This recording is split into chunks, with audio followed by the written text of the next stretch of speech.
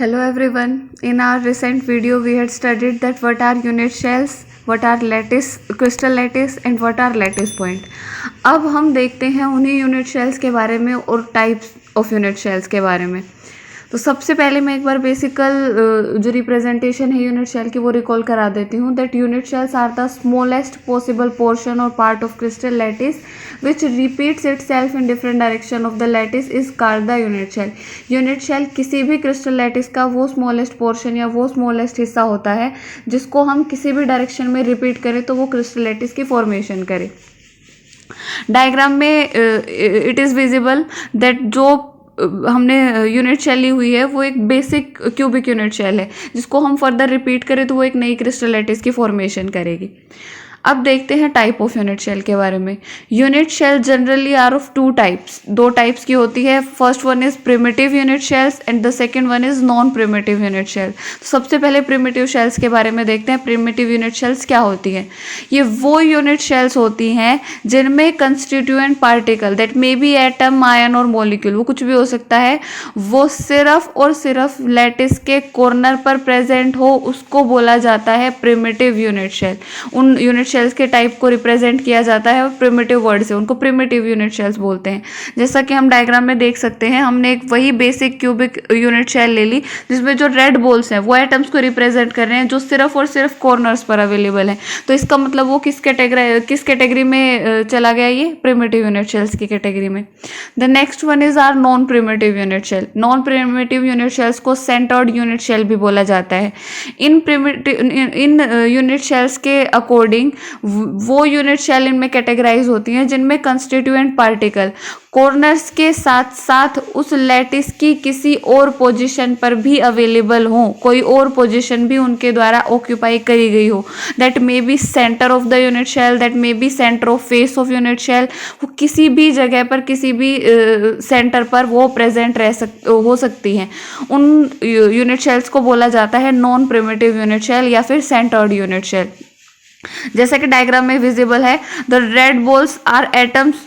Red balls किसको represent कर रही थी? एटम्स को रिप्रेजेंट कर रही थी। तो इसमें देखो जो रेड बॉल है वो एटम है, वो जो ब्लू बॉल है सेंटर में वो भी एटम को रिप्रेजेंट कर रही है। वो इजीली विजिबल हो इसलिए कलर डिफरेंट शो कराया है, लेकिन वो कॉर्नर्स के साथ साथ जो ब्लू बॉल है वो कहाँ पे भी प्रेजेंट है? बॉडी के सेंटर में भी। तो मतलब उसने एक और पोजीशन ऑक्यूपाई कर ली कॉर्नर्स के अलावा। और ये किसके डेफिनेशन को क्लियर आउट कर रहा है? नॉन प्रिमिटिव यूनिट शेल के डेफिनेशन को। अब देखो प्रिमिटिव यूनिट शेल्स के आगे फर्दर क्लासिफिकेशन नहीं होती, फर्दर इसको क्लासीफाई नहीं किया जा सकता। बट जो नॉन प्रिमिटिव यूनिट शेल है, सेंटर्ड यूनिट शेल है, उनको आगे फर्दर हिस्सों में क्लासीफाई किया जाता है। किन हिस्सों में क्लासीफाई करते हैं? The types of non primitive unit cells. The first one is face centred, second one is end centred, third one is body centred. इन तीन हिस्सों में क्लासीफाई करा जाता है। तो ये सिर्फ बेसिक रिप्रेजेंटेशन है इनकी। अब वो देखते हैं ये होते क्या है actually. The first one is our face centred unit cell. इसको रिप्रेजेंट किया जाता है एफसीसी से। इसको एफसीसी यूनिट शेल्स भी बोला जाता है। तो फेस सेंटर्ड यूनिट शेल वो यूनिट शेल होती हैं जिनमें कंस्टिट्यूएंट पार्टिकल कॉर्नर्स के साथ साथ फेस के सेंटर पर भी प्रेजेंट रहें। The centre of the face, उन यूनिट शेल्स को बोला जाता है face centred unit cell. Those unit cells in which contain constituent particles on each of the face of the unit cell and another constituent particle on the corners is called as face centred unit cell. उनको बोला जाता है face centred unit cell.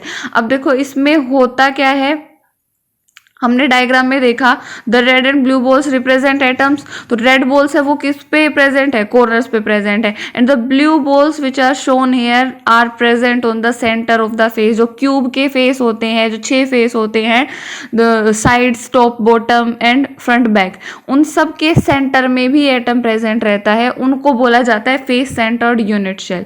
The next one is our body centred unit cell. इनको BCC भी बोला जाता है। Body centred unit cell वो यूनिट शेल रहती हैं जिनमें atoms, constituent particles, sorry atoms नहीं, कंस्टिट्यूएंट पार्टिकल्स कॉर्नर्स के साथ साथ बॉडी के सेंटर में भी प्रेजेंट रहे। उनको बोला जाता है, उन यूनिट शेल्स को बोला जाता है बॉडी सेंटर्ड यूनिट शेल। जैसे कि डायग्राम में देख पा रहे हैं, वही red and blue balls, the red balls present at the corner and the blue ball is present at the centre of the body. तो ये रिप्रेजेंट कर रहा है बॉडी सेंटर्ड को। जो कंस्टिट्यूएंट पार्टिकल है अपने, जो इनकी रिप्रेजेंटेशन है वो कॉर्नर पे और सेंटर ऑफ द बॉडी में प्रेजेंट है।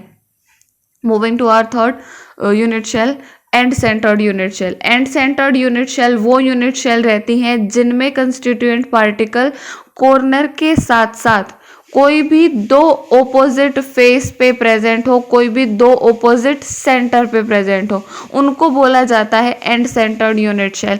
अब देखो एग्जांपल में बहुत अच्छे से क्लियर आउट हो जाएगा। ये हमने जो रेड बॉल्स लिए थे, जो अपने कंस्टिट्यूएंट पार्टिकल थे, वो कॉर्नर्स पे प्रेजेंट है। वो सभी किसको रिप्रेजेंट कर रहे हैं? कॉर्नर की रिप्रेजेंसी को दिखा रहे हैं।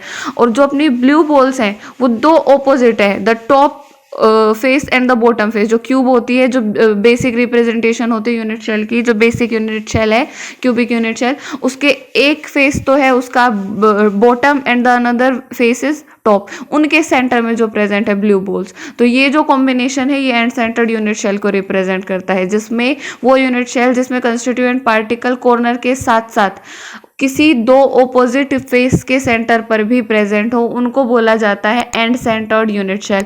अच्छा, एंड सेंटर्ड यूनिट शेल को बेस सेंटर्ड यूनिट शेल भी बोला जाता है।